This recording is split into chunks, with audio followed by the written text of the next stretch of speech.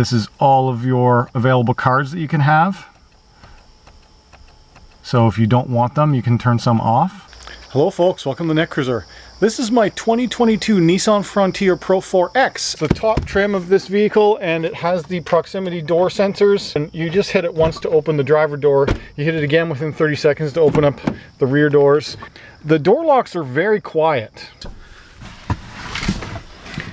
We have more technology than the pure base model. I believe you get a 7-inch display in here. You get 2 analog gauges. You get a info system in the front dash that is for driver dynamic information.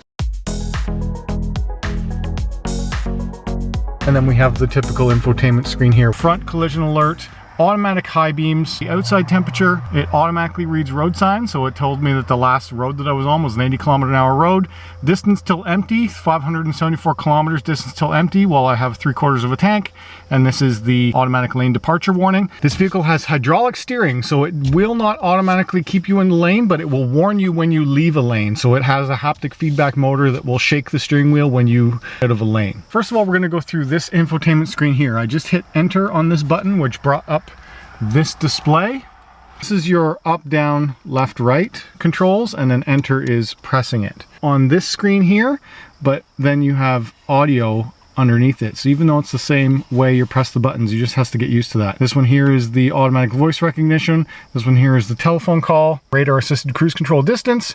This is turning cruise control on and off. And then this is all your cruise settings to cancel, accelerate, set, coast, set, and resume.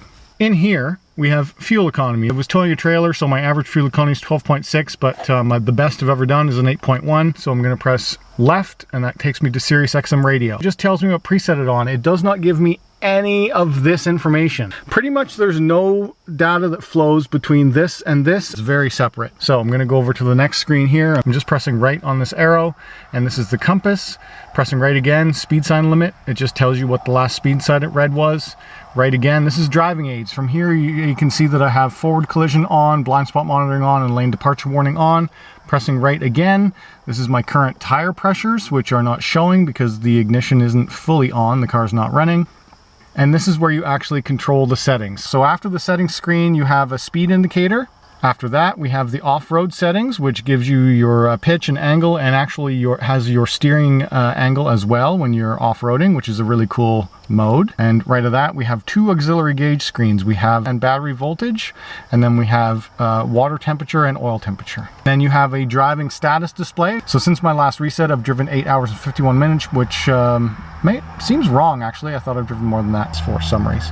Typically, I leave it on the fuel economy screen all the time because the instant graph is very good at improving your mileage. You can drive it normally and you can see that moving your foot just a little bit on the accelerator pedal makes a big difference in the instant economy. There's a blue little bar that comes up here which shows you instant economy as you drive. So typically that is my driving settings. First, I'm just going to turn the vehicle on because it was automatically turning off on me. You'll see what happens here where that's the startup sequence, which is quite nice. So now I'm going to go through each one of these menus and we'll see what that shows. So go into the menu, and then from here I can use the toggle to move up and down. From here we can see that I have lane departure. You go enter, it can only have on or off. If you want to get back, you just press left arrow to go back. Blind spot monitoring, enter, on or off. That's the only settings. Press left to go back. Emergency braking, press enter to go in here. You can have front and rear emergency braking assist on, which are both R. Left to go back. Driver's side limit is on. Driver's attention limit is on. Now, driver's attention limit hasn't really kicked in. I've unfortunately driven this vehicle when I've been very tired, and it never warned me about driver's attention. So I'm not sure what it's looking for that. Parking aids. This is moving object detection, can be on or off. Right now it's actually off. I'm going to turn that on. I'm not sure why that got turned off. CTA, I'll have to look in the owner's manual for that one. Sensors are on, display is on, volume is in medium, range is in middle, far, middle, and near. That's for the automatic parking sensors. And that's it for driver's assistance. I'm going to go back. Other settings are over on this side. This will take off all of lane departure warning. All of the safety settings will be disabled if I turn that off. Now we're going to go into meter settings. Main menu selection for meters. This is all of your available cards that you can have. So if you don't want them, you can turn some off. Eco Drive Report I do have on, and it gives you this after every drive. So my very best economy has been 8.1 liters per 100 kilometers, and my current last drive was 9.2. It's based on until you reset. The average one is in total, but you get a report for every drive. Welcome effect is on. It's just dial sweeping and displays. Let me go back one more menu. Vehicle settings. Rear door alert is off. That's if you open the door, put something in, turn the car off, then you can have it alert you that you put something in the back, just to remind you. If it's a kid or something, a parcel, it will remind you. I don't want that on. Lighting, welcome lighting is available. Auto room lamp is available, light sensitivities, and 45 seconds until it turns lights off. Turning indicator, 3 flash press when you just do a soft turn signal indicator. There is no option to configure it. It's only on or off, so you can't set it to 4 or 5. It's only on or off. Locking, this is there's too many ways to lock and unlock the car. You have the key fob, you have the outside button on the handle, you have the power button, and you have a manual lock. There's 4. Why is there 4 ways that you can lock and unlock the doors?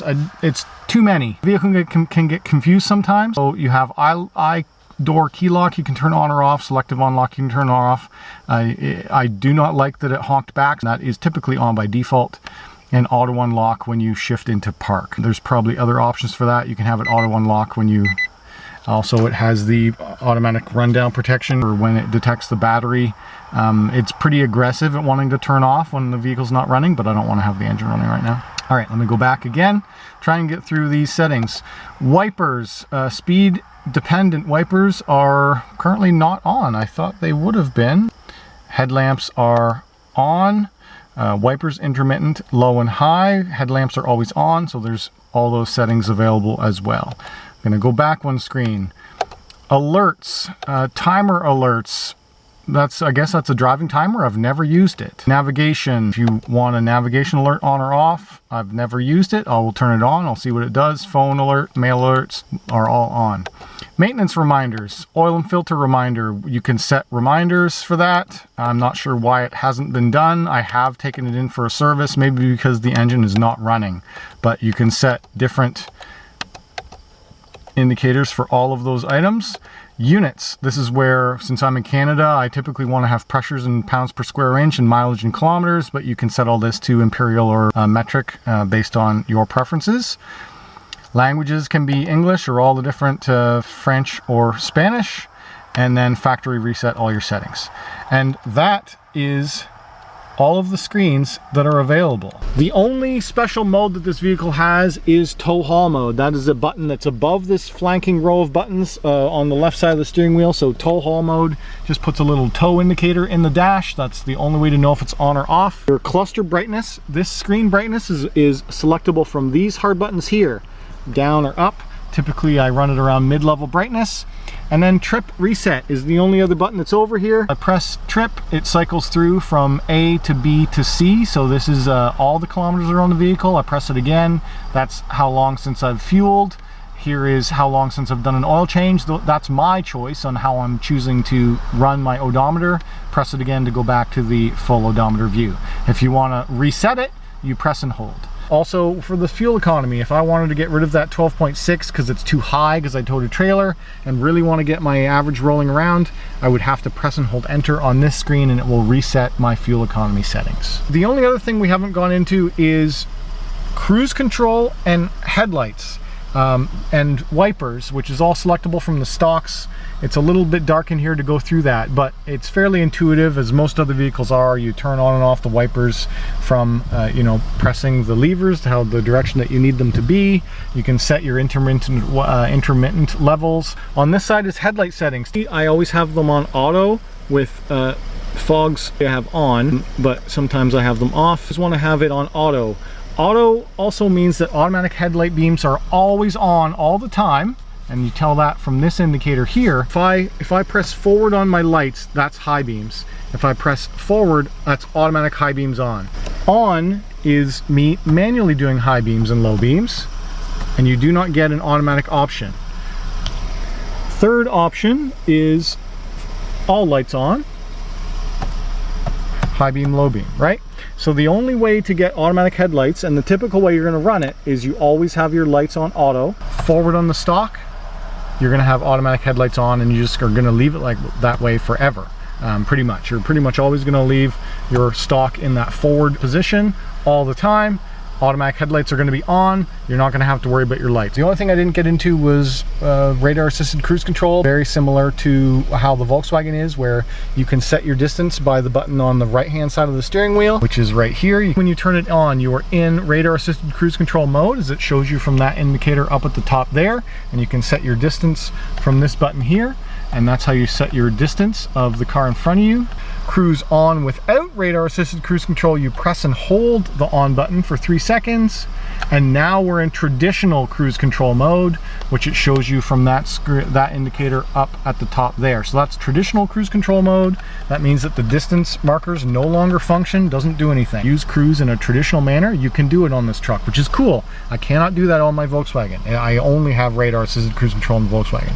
So if I want to turn this back, I'm pressing and holding, it's off. Press it on again, we're immediately back into radar assisted cruise control. So it's just a quick press toggle on and off. If you want it on traditional cruise, you press and hold it for 3 seconds.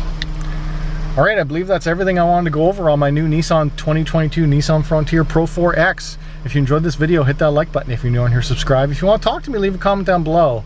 And as always, thanks for watching.